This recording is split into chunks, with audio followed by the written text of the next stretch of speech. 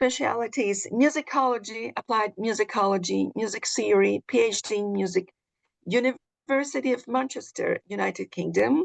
She's Principal Research Fellow and Vice President of the Governing Board at the Institute of Musicology, Serbian Academy of Sciences and Arts, Professor at the Department of Multimedia Design, School of Computing, Belgrade. Dear Ivana, I want to give you a microphone and you can share your presentation or start your speech. Yes, just give me a second. I need to set up the sharing. Before we start, just a moment. It's great honor for us to see you among our keynotes. Also a great honor for me. Let's see.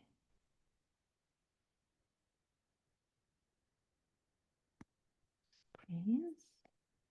And the topic of research is calculated perfection versus humanity, the industrialization of the PINA competition.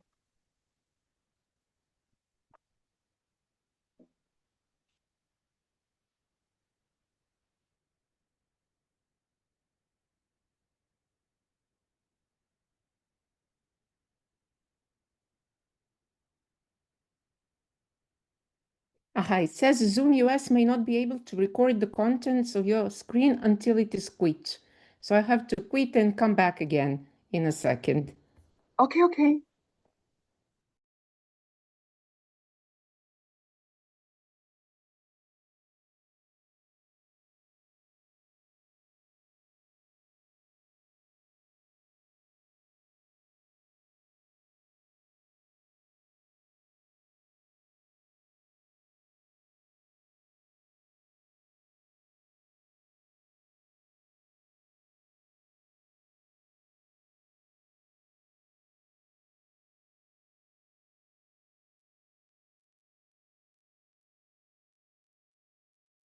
Okay, I'm back. Now let's see if the sharing will work. Oh, I see it. Okay. Can you see the next slide? Yes. We see all slides. Okay, and we also you can make it full screen, starting from the first screen and make it full. Sure, let's just try the playback to see if the videos are okay. Okay. It works. Okay, brilliant. Great. So view.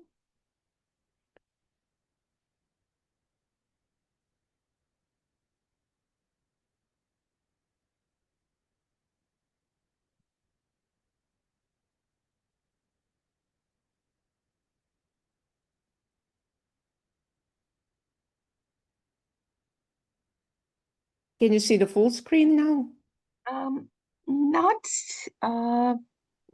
but if you move to the next page, we will see the next one. Let's try like this. Okay.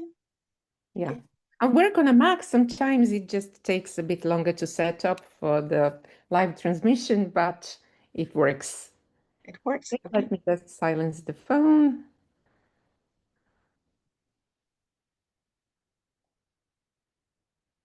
Okay, well, thank you so much for inviting me to this talk. It is a great pleasure and honor to be delivering this keynote today. And I would like to thank the organizers and especially Ivana for the invitation. So in this talk, I wish to explore the tension between art and humanity within the high-stakes world of elite piano competitions.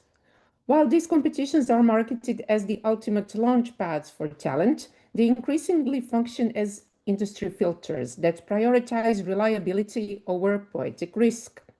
If we close our eyes and listen to like 20 consecutive finalists of major competitions, we might hear a miracle of technical perfection, but we might also struggle to tell them apart.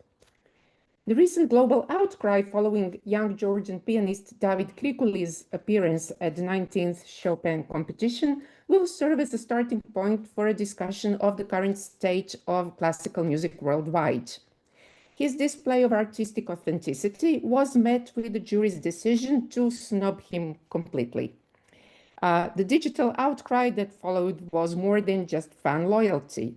It read almost like a referendum on the stage of competitions. In the comments on YouTube, Reddit, and other platforms, many listeners expressed their anger that a pianist who displayed artistic authenticity was shunned in favor of safe candidates. Am I pronouncing his name correctly? David Krikuli? Yes, David Krikuli, yes. Thank you. So we will also touch upon the dehumanization of a young virtuoso who is trained from childhood with a singular focus on an elite athlete. This rigorous preparation often leads to a disposable career model. Namely, young artists are thrust into the competition circuit only to be discarded by major agents and record labels if they fail to secure a top-tier prize. In this ecosystem, the musician is treated as a seasonal commodity, easily replaced by the next edition of the hype cycle. The same thing happens in the popular music industry with televised competitions such as X Factor, Idol, and stuff. However, this is much worse in classical music, where young musicians are trained from a very early age and expected to dedicate themselves completely to their instrument. Dear Ivana, I'm very sorry to interrupt you, but maybe you're moving from the first screen, so we do not see the other screens now. I'm very sorry. Oh, okay, sorry. Yeah, it's coming up, yeah. Another problematic issue is the systemic lack of support for those who do succeed but then stumble. And the case of 2015 Chopin medalist Kate Liu illustrates the fragility of success. When physical injury strikes, which happened to her and threatened to end her career, the industry's sink or swim attitude offers no safety net, forcing even celebrated prize winners to claw their way back into relentless competition and concert circuit. This reveals the chilling indifference of the industry to the physical and psychological well-being of a human being behind the instrument. The methodology that I have used for this keynote deviates slightly from what a typical musicological research paper is. I have found it necessary to draw from diverse tool sets of ethnography, anthropology, sociology, and applied musicology. I have immersed myself in the digital front lines, reading thousands of posts, listening to vlogs, and participating in online discussions forums to capture a real-time, broad-scale map of the current state of affairs. So now let's take quickly a look at the list of the top 3 prize winners from the most recent editions of 6 major piano competitions. So we have Chopin, Van Cliburn, Leeds, Rubinstein, Tchaikovsky, and Queen Elizabeth. I have highlighted in various colors those competitors who reappeared or won prizes in different competitions. So already we see Eric Liu, Kevin Chen, Seonying Cho, Lukas Geniushas, Daniel Trifonov. In Van Cliburn, we had Kenneth Broberg from USA. So here's Eric Liu again. He won at the Leeds in 2018. Kevin Chen from Canada, who was the second at the Chopin competition. He won the Rubinstein in 2023. Again, we had Daniel Trifonov as a winner in 2011. Seonying Cho from Korea, who won the Chopin, but he was third in Rubinstein the year before. Then we have the Tchaikovsky. Again, Trifonov, Lukas Geniusha, Sergei Redkin, Kenneth Broberg. We should note that the 2023 edition had very limited international participation due to the ongoing war, unfortunately. And the 2015 edition's breakout star was Luca Debargue from France, who actually placed 4th. So he did not win a top prize, but actually had the best career. Queen Elizabeth, here is again Sergei Redkin, and so on. So we can see people appearing in several competitions, and it looks like one prize is not enough. So let's start with Eric Lu, who is an American pianist of Chinese and Taiwanese descent and the most recent winner. Even though he was awarded the fourth prize at the 18th Chopin competition, the first prize at the 2018 Leeds competition, and the recording contract with Warner, he still felt that his career was going nowhere. So he reapplied to the 19th Chopin competition last year, which he won, but this caused a lot of controversy. His case highlights the desperation within the industry, where even a Leeds winner and a Warner artist feel compelled to return to the starting line. Entering the 19th edition of the Chopin was a massive professional gamble for him. In the rigid logic of competitions, failing to win or placing lower than his fourth prize would have been seen as a failure. The controversies emerged for two reasons. First, two of his teachers were sitting on the jury of the 2025 competition.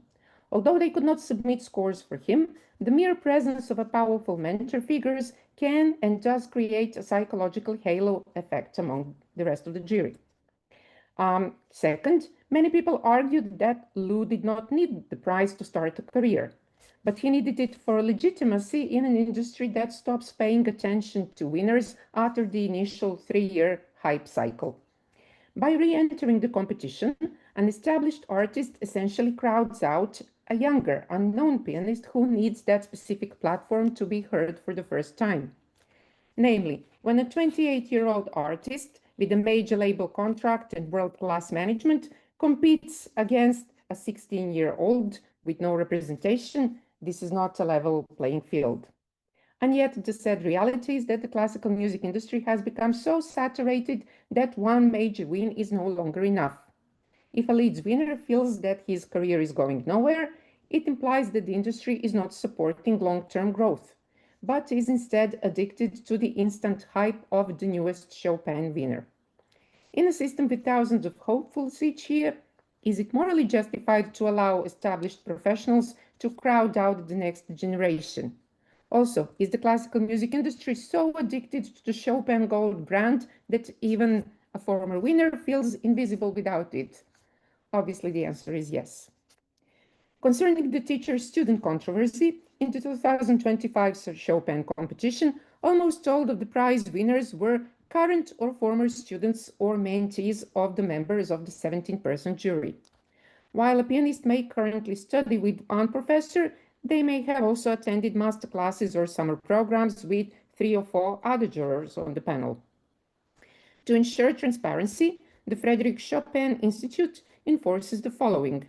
If a candidate is a current or former student, typically within a 3-year window, then the juror must abstain from grading that specific student.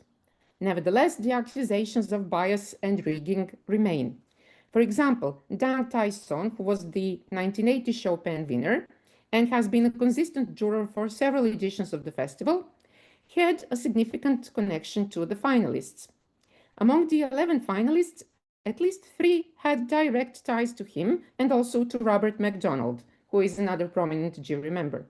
So we have Eric Lu, who was the winner of the first prize, Zitong Wang, who won the third prize, and William Young, who won the 6th prize. All of them are part of the Curtis Institute and the New England Conservatory Circle. Also, before the competition, in August 2025, Dang Tai-son hosted a Chopin marathon in Montreal, featuring 8 of his students who had all been selected to compete in the 19th edition of the festival. Then, the only Polish finalist, Piotr Aleksiewicz, who won the 5th prize, he was a student of another jury member, Eva Poblotka, at the Bydgoszcz Academy of Music. This is not a new thing. For example, in 2010, Juliana Avdeeva, who now sits on the Chopin jury, won the competition despite the undisclosed ties with the jury member, Fou Tsong. Namely, it was only revealed afterward that she had studied with Tsong for 2 years. Avdeeva also studied at the International Piano Academy, Lake Como, where many influential teachers, including Dang Tai-son, regularly give masterclasses. So Avdeeva, Eric Lu, and Bruce Liu, who won the 2021 edition, all have links to the same circle of elite and very expensive piano academies. In fact, the analysis of results from 2010 to 2025 editions of the Chopin reveals a clear pattern of super professors, such as Dang Tai-son, Robert MacDonald, Eva Poblotka, so on, and specific institutions that have become the primary gatekeepers. In the past, the Warsaw Conservatory and the Moscow Conservatory dominated. However, the center of gravity has now shifted towards North America. The New England Conservatory, the Juilliard, and the Curtis Institute of Music have effectively replaced the European academies as the premier training ground for Chopin finalists. But while the institutions and the winners' citizenships are North American, the pedagogy is a global hybrid, which can be summarized as Asian talent American training. Namely, the majority of American and Canadian winners and finalists are, as you can see, of Asian descent, often starting their training in China, Hong Kong, South Korea, Taiwan, Singapore, and then moving to the US for elite polishing. So while the competition is fair in its technical rules, the pedagogical elite have created a closed loop where the world's most talented students gravitate to these 4 or 5 teachers who consistently hold the power to judge. Here is another striking example of the student-teacher dynamics influencing the jury, for better or worse. This case involves our 2015 winner, Seong-Yin Cho from South Korea, who studied in Paris with Michel Beroff, who is another regular jury member.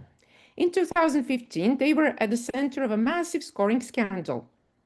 Under the competition rules, Beroff could not vote for his student. However, a scandal erupted when the scores were made public. While almost every juror gave Seong-Yin Cho high marks, like 9s and 10s, one juror, the famous French pianist Philippe Antermont, gave him 1 out of 10 in the final round. This 1 out of 10 score from Antermont sparked a firestorm.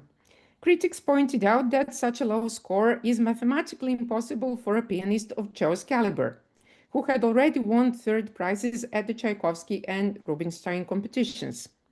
So the prevailing opinion was that Antermont's score was not a critique of Cho's playing, but a personal attack on his teacher, Beroff, as it is known that these 2 French pianists have a friction going on for a long time. Now, the competition scoring system is designed to neutralize such rogue jurors. It uses a mathematical correction system. If a juror's score deviates slightly from the average by more than 2 points, it is adjusted closer to the mean. So this low score was corrected. While Bruce Lee's 2021 victory did not feature a public feud on the level of the Antermont-Beroff scandal, it was notable again for the sheer statistical dominance of one pedagogical camp. So again, Dang Tai-son had 3 of his students in the final: Bruce Liu, the winner, JJ Junling Wei, who won the 6th prize, and Kai-Ming Chang, who was the finalist. When the 2021 scores were published, it was revealed that, while Bruce Lee was a favorite, other jurors, including Marta Argerich, preferred Eva Gevorgian and Martin Garcia, who won lower prizes.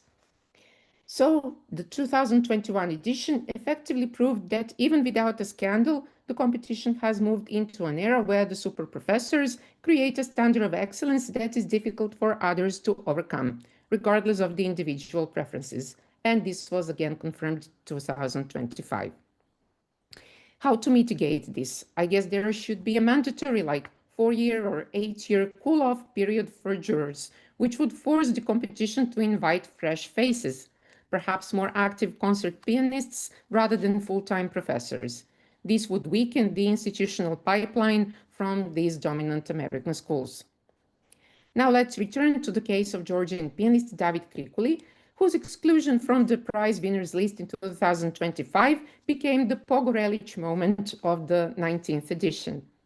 While 11 pianists reached final, 8 received prizes or honorable mentions, leaving Krikuli as one of the very few completely shunned finalists. This sparked a massive online backlash, with social media and classical music forums like Reddit, Slipdisc, YouTube, and so on, erupting in accusations of institutional bias and rigging.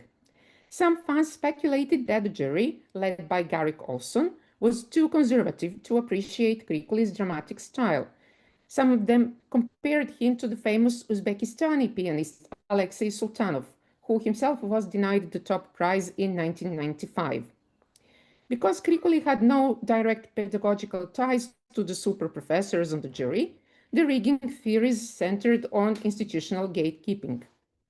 Some users also questioned if the EU Polish sentiment against Georgia played a role. But the broader community dismissed this, and the consensus was that the jury penalized Krikuli for the very things that the audience loved: his risk-taking and his soul. I have read and listened to thousands of these comments, so I've just selected a few illustrative ones. So we once got a winner who was technically perfect and perfectly bland. Krikoli was the only one who made me stop what I was doing and just listen. The rest sounded like a very high quality Spotify list. The fact that David didn't even make it into the top 8 is the only valid controversy this year. He was consistently amazing, but the jury wanted a robot, not a poet. Krikoli was the only one that did not sound like a high quality studio recording. They punished him for his power. It's as if they were afraid of his sound. If you don't play like a polite student of a jury member, you don't exist in their eyes, and so on.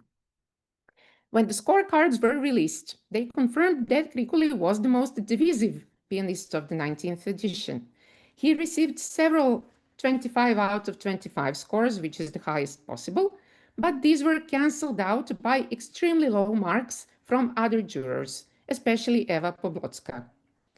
If her scores had been even slightly higher, Krikuli would have likely placed 5th or so. But because his scores were so polarized, the competition's average correction system actually worked against him, lowering his high marks, while his low marks pulled the average down. In contrast, Eric Lu's victory was actually a triumph of the scoring system. Although Kevin Chen technically outscored him in the concerto final round, and Lu failed to win any special prizes, his performances in stages 2 and 3 secured his lead and eventual win. His stage 1 scores were kind of average, but his semi-final score of 23.29 created an insurmountable buffer. So he won the math by building a massive lead in the middle stages and then played the average final round. This outcome fuels the Spotify playlist criticism that Lu won through 10 hours of consistency rather than being the most electric or the most exciting performer. Many online commentators argued that if a pianist could receive a perfect score from one master and a failing score from another, the fault lay with the subjectivity of the jury. As those who have followed the competition and stayed up late to hear the results can testify, when Lu was announced as the winner, the applause was polite but brief, and many in the room were reeling from the fact that Krikuli had not received any prize at all. While the official audience award went to a Polish finalist, Piotr Aleksievich, because he has a huge following in his home country, the exit polls and social media likes showed that Krikuli was the global public favorite. Much like Ivo Pogorelic in 1980, Alexei Sultanov in 1995, or Ingolf Wunder in 2010, David Krikuli emerged as the people's winner. The controversy actually boosted his career. Within weeks of the snub, his social media following eclipsed several of the actual medalists, proving that in the digital age, being shunned by a jury can sometimes be more lucrative than winning like the 4th or the 5th prize. Let's just hear them very quickly. They opened the second round with the same piece, the Chopin Polonaise Opus 44 in F sharp minor.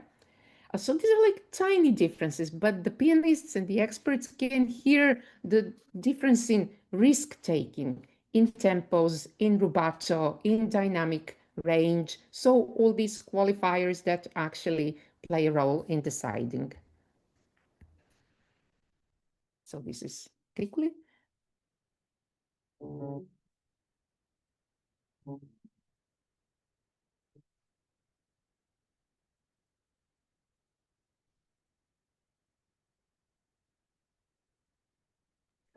Sorry, again, no sound. Yes, it was, but it disappeared suddenly.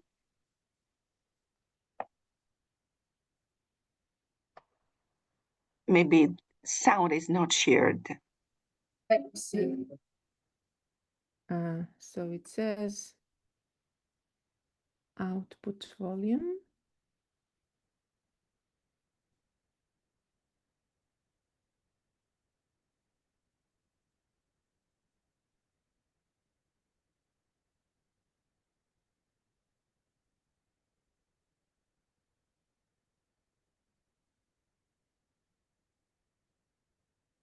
Let's try again.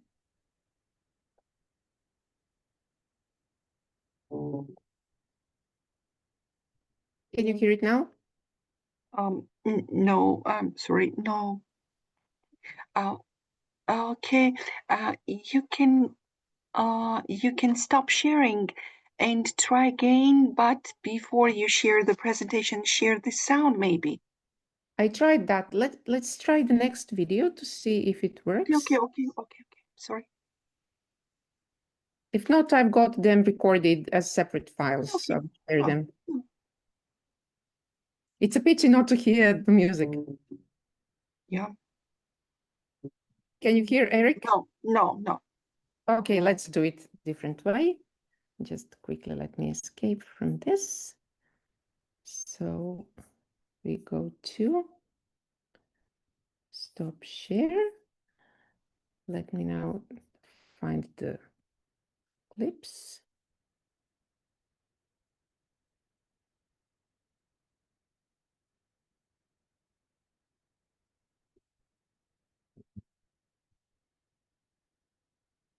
Can you hear him now? No. Ivana, please click the sound before the sharing. Share, and you can see one button. Let's go back. Share sound. Yes, okay. Video for sharing. It should work now. Let's go back to the presentation.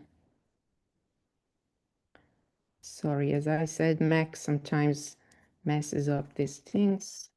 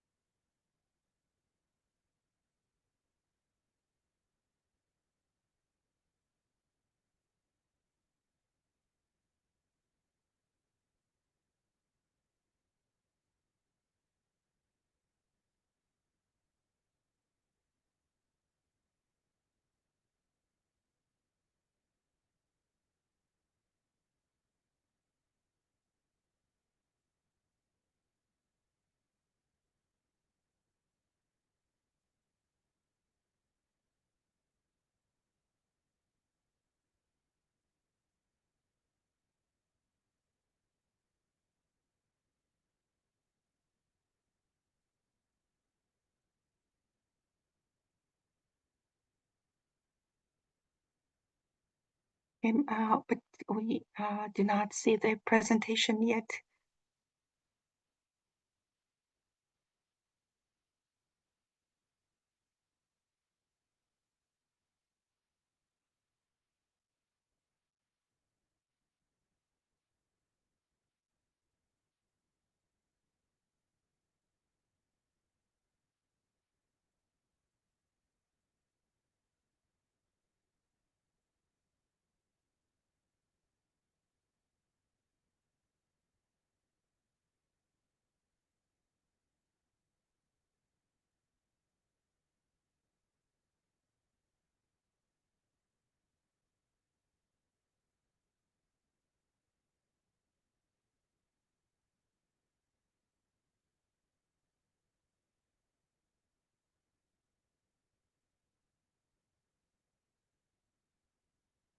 And again, maybe technical problem or internet problem.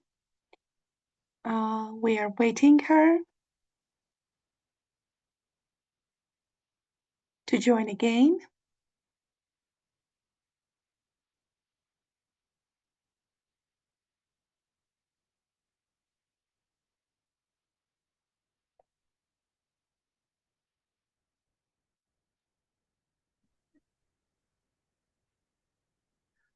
May I comment in the meantime before?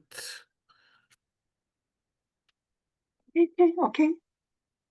Yeah, because as soon as we don't have the music, I'm a little bit asked for commentary because I was the director of the Chopin Institute for many years, so I know the situation exactly. And this discussion, exactly as Ivana said, was repeating situation, starting with Pogorelic and many other competition players. The main question is, what is it any competition for? If it's to make a career, it's a wrong answer, because the audience always decide about. Audience always decide who will be a good and recognized pianist or not.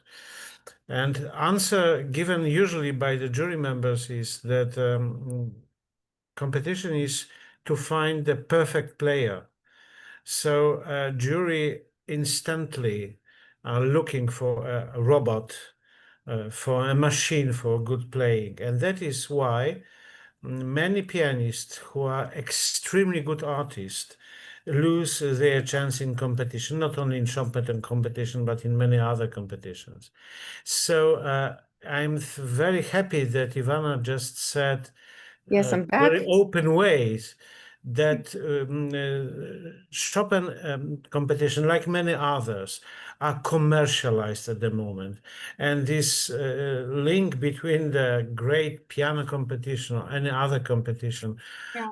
also Yes. violin competition and the X Factor, for example, is something really Yes. funny, but unfortunately, it's Yes, so we can very real. continue this Okay, thank you. discussion Yeah. because Ivana is back again. Please. Let's try. Okay. Yeah. Well done. Had to restart and then it works now.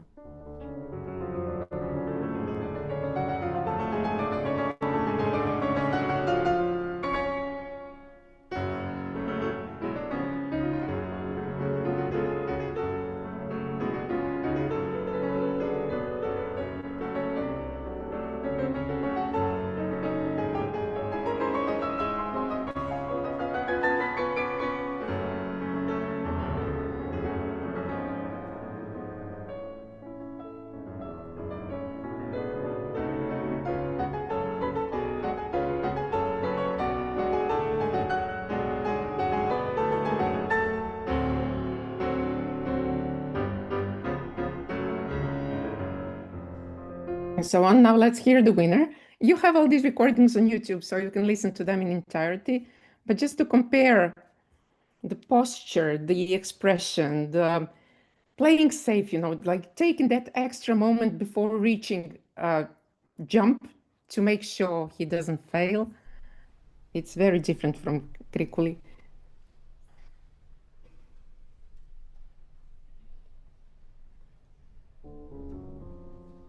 The tempo is different.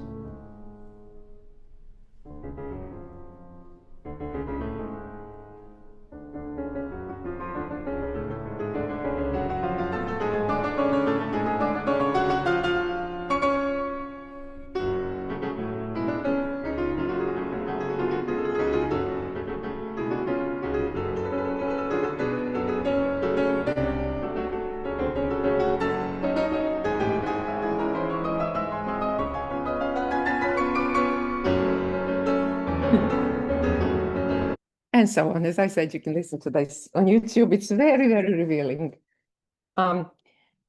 So it seems like modern jurors act as safety inspectors. They're expected to find the candidate who offends the least, rather than the one who moves the audience the most. This indicates a wider problem in the music industry, where the record companies and streaming services deliberately favor winners who play clean and safe, so that their performance can be packaged, streamed, and sold immediately. The winner is guaranteed to release a live album with the Deutsche Grammophon, only a few weeks after the end of the competition, and there is no time for extensive studio editing. So the label needs a winner whose live competition recordings are already studio ready.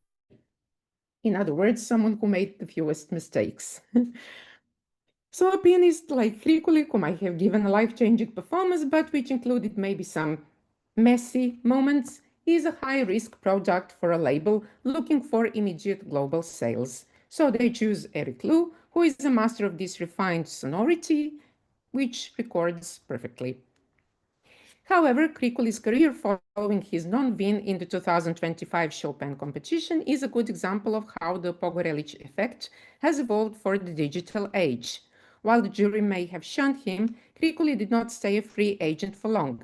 In November 2025, it was officially announced that he had been signed by the Young Beethovens, a London-based boutique agency who represents high-profile musicians. By signing him so quickly after the Warsaw snub, the agency essentially validated the public view that he was a major talent. And his 2026 calendar is already filling with international debuts. So, marketing his future recordings is likely to lean into his status as the moral winner. This creates a built-in audience of thousands who feel like they are righting a wrong by buying his album. In 1980, if the jury did not like you, you disappeared, unless you were Ivo Pogorelic. But in 2026, social media furor and boutique agencies allow an artist to bypass the gatekeepers of the Warsaw jury. We will just skip this very quickly. And now let's compare recent editions of the Clyburn and Chopin competitions. While the Chopin remains the Mount Everest of tradition, the Van Cliburn is often seen as a flashier, more media-driven and intensely focused on launching a commercial career. Yet both competitions follow a similar pattern: Asian talent with American training. The results from both competitions showed that the American training has become the gold standard. While Chopin is monoculture, the Clyburn is a power show, famous for its grueling marathon-like requirements, like the whole music lasts for about 6 hours for a musician to perform. It rewards stamina and big playing. Analyzing 2025 Clyburn results alongside the Chopin reveals a fascinating consensus versus controversy dynamics. The victory of Aristosham in the fourth worth was a rare case where we had near anonymous agreement between the experts and the public. This is a 29-year-old pianist from Hong Kong, and he pulled off the double sweep in Texas, receiving both the jury and the audience awards. Of course, he studied in the USA and then in Sweden. But however, even he was not spared criticism, and on portals such as Slipped Disc, a small but vocal minority called him a chat GPT pianist, an artist who is so note perfect and pre-planned that he lacks the improvised feel of an actual human being.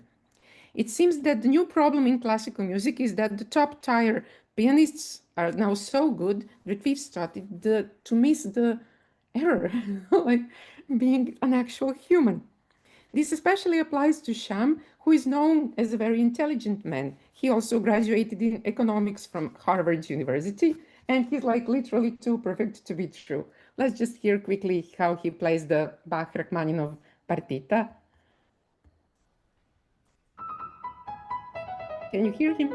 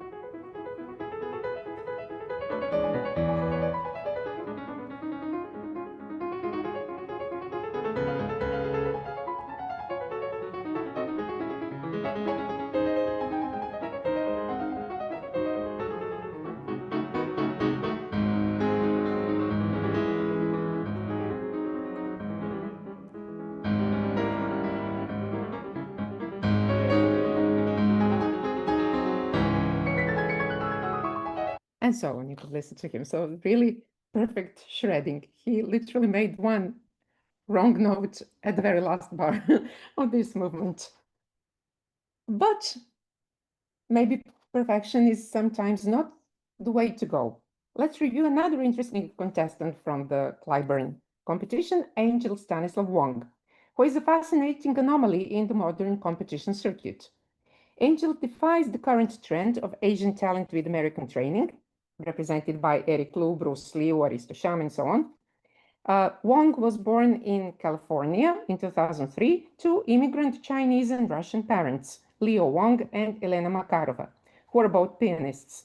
But instead of training at the top American schools, his mother sent him to Moscow to study with Russian professors, first at the Gnesin Special School with Tatiana Zilkman, and currently at the Moscow State Tchaikovsky Conservatory with Natalia Trul.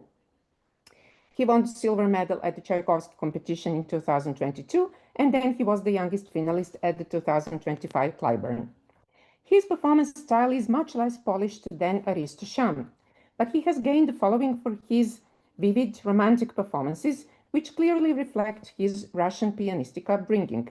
His playing is heavy on the drama, rich in tonal color, and unafraid of taking risks. The fact that he is a very good-looking, mixed-race young man will certainly help his career, making him marketable globally, as he can pass for an American, Russian, Chinese, white, and Asian, a bit like Keanu Reeves of the piano. His return to the USA in 2025 was a high-stakes cultural homecoming. Namely, after more than a decade in the Moscow greenhouse, Angel Stanislav Wong used the Clyburn as a reintroduction to his native soil, and the industry has responded by treating him as the next big thing in the American market. Although he did not win a medal, but the 6th place, he has just been signed by Opus 3 Artists, one of the big 3 agencies, which suggests a massive push into the North American market. So while Aristo Sham had the institutional win, Angel Stanislav Wong had the narrative win. The industry insiders say that he is the most bookable non-mentalist in years, and his dramatic performance style makes him perfect for American orchestral seasons, where personality often sells more tickets than perfection. By 2027, he is likely to be a household name in the US, fulfilling his mother's dream of merging the discipline of Moscow training with the opportunity of California. Let's just hear him very quickly.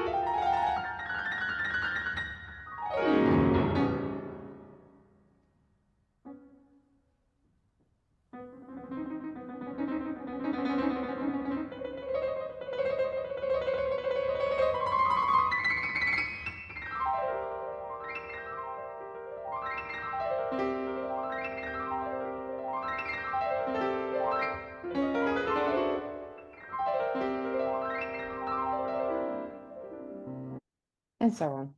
Did you hear him? Yes, yes. Okay.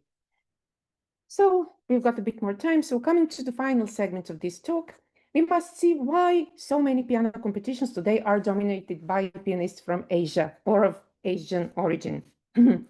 Aside from having the right mixture of talent, dedication, and serious approach to practicing, their dominance can be attributed to a combination of demographic scale, cultural philosophy, and aggressive institutional support. First, the sheer volume of students in Asia creates a massive talent pool. It is estimated that more than 40 million children in China study the piano. Even if only the top 0.01% are elite talents, that is 4,000 world-class prospects, which is more than the total number of students in many European countries. Then there is the influence of the Confucian values in East Asian societies, which emphasize diligence and grit. Success is viewed less as a matter of innate genius and more as a result of tenacity and meritocracy. Finally, in the 20th and 21st centuries, Western classical music became a status symbol for the rising middle class in Asia, representing high culture intellectual sophistication. Unlike many Western countries where arts funding has declined, several Asian nations have treated classical music as a matter of national prestige.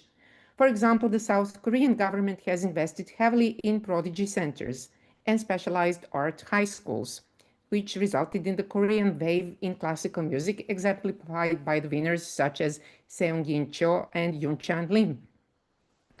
But while the East Asian nations often use classical music as a tool for nation building, the West has undergone several sociological shifts that have eroded state support. Since the 1980s, neoliberal ideology has shifted Western arts funding from direct state subsidies to a reliance on private philanthropy and ticket sales, treating culture as a commodity rather than public service. This pressure forces orchestras to prioritize popular programming over cultivating elite soloists. Additionally, Western academic circles increasingly view classical music as elitist, rather than a neutral global standard, making taxpayer funding politically difficult to justify. In the Asian countries, competition victories are celebrated as national triumphs. Meanwhile, high tuition and staggering student debt in the West force young pianists to prioritize immediate marketability over the long-term intensive training required to win top competitions. Eastern Europe occupies a unique niche, preserving these kind of Soviet-style socialist-era state-funded specialized schools that function like athletic academies for the arts. Unlike Western students who balance piano with general educations, the gifted students in most East European countries integrate music as their core curriculum from the age of 5 or 6. Politically, funding in the West is diverted from rigorous academies towards community outreach to avoid perceptions of elitism. Also, the monastic practice required for competition mastery is increasingly viewed in the West as psychologically harmful. Consequently, Western students cannot compete with the 20,000 plus hours of training accumulated by their peers from Eastern Europe or Asia, where the instrument is viewed as a meritocratic tool for personal discipline rather than a historical relic or something harmful. So in essence, if a society stops believing that a specific art form is important, the infrastructure needed to support it will naturally rot. By the time a society realizes its teaching standards have collapsed, it has often lost the master-apprentice lineage. In classical music, this is fatal because the secrets of technique and interpretation are not found in books. They are passed down physically from teacher to student over many decades. Even if a Western government decided to reinvest tomorrow, it would face 3 hurdles. First, the talent drain, namely the best teachers are now moving where the students are. Many European professors now spend half their year as visiting artists in Seoul or Shanghai or Singapore or Hong Kong. The second is the loss of aspiration. Once a society stops seeing the concert pianist as a hero or a figure of prestige, children do not want to do the work. And finally, we have the standard gap about these aforementioned many thousand hours of practice. So the result is a world where the West remains the museum, hosting the competitions and providing the historical venues, while the rest of the world provides the athletes who actually play the game. One could even say that in the 21st century, the West has largely shifted from being a producer of specialized talent to just being a consumer and curator of it.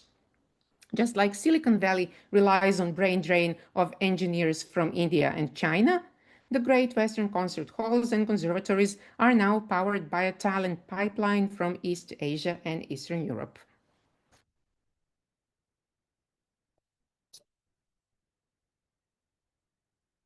So let us finish with just asking some questions and trying to offer some answers. Is the current jury model inherently based against originality? Yes. Modern juries act more or less as safety inspectors than talent scouts, prioritizing technical facility and clean studio-ready recordings for immediate release over the original dramatic or messy interpretations. True artistic risk-taking is often penalized to avoid disrupting the ocean of sameness demanded by the industrial standards. Second, how can we redefine excellence to include artistic risk? I guess we must move beyond the Spotify playlist criteria, defined by the refined sonority that records perfectly without disrupting the listener's flow. We must urge for the return of interpretative sovereignty. This requires introducing artistic merit scores that cannot be cancelled out by the safe technical averages, which should value emotional naturalness of a poet over the machine-like precision. It also necessitates breaking the super-professor loop through mandatory juror cool-off periods and valuing a fiery performance over a ChatGPT-like note-perfect shredding. Question number 3, should the audience prize carry more institutional weight? Yes. The audience prize acts like a necessary digital referendum against the dehumanized jury model. As public acclaim becomes a viable alternative to institutional validation, exemplified by Krikuli's career taking off despite not winning any awards, the institution must align its reward with the vitality of the audience's choice to remain relevant. Question number 4, should there be a sports medicine infrastructure for pianists and other musicians? Absolutely. The industry displays a chilling indifference towards the physical and psychological well-being of artists. Maybe a portion of competition endowments should be diverted into some global artist welfare fund to provide physical therapy, psychological support, and health insurance. We must stop treating prize winners as race horses and start treating them as cultural treasures. Next, is the competition circuit leading classical music into sameness? Yes, it is. By rewarding safe winners and athletes, which suppresses individual artistic personality, competitions risk boring audiences out of the concert halls. 6, is the obsession with the next prodigy a form of exploitation? Yes. The current system is a disposable career model that treats musicians as seasonal commodities, much like televised competitions. Young artists are pushed by a monastic, often psychologically harmful level of practice, only to be discarded if they don't secure gold, treating them as prestige laundry for conservatories rather than developing artists. And finally, how do we move from ranking talent to sustaining it? We must transition to a model that fosters diverse voices and longevity. The first step is the eligibility reform. Artists with major first prizes or contracts should be banned from competing to prevent them from crowding out new talent.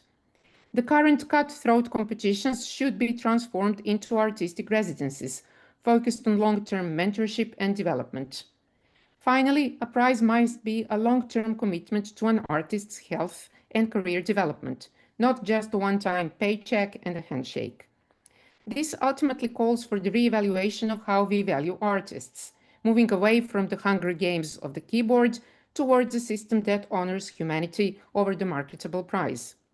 We must also transform the ecosystem that treats young virtuosos as seasonal commodities, exploited by a machinery of management agencies, record companies, and media outlets that prioritize marketable perfection over the briefing vulnerable human being. Thank you for your attention. Dear Ivana, thank you very much for this fascinating presentation and very, very interesting topic.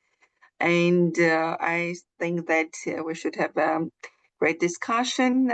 I want to ask dear Wojciech to join us for a discussion and continue his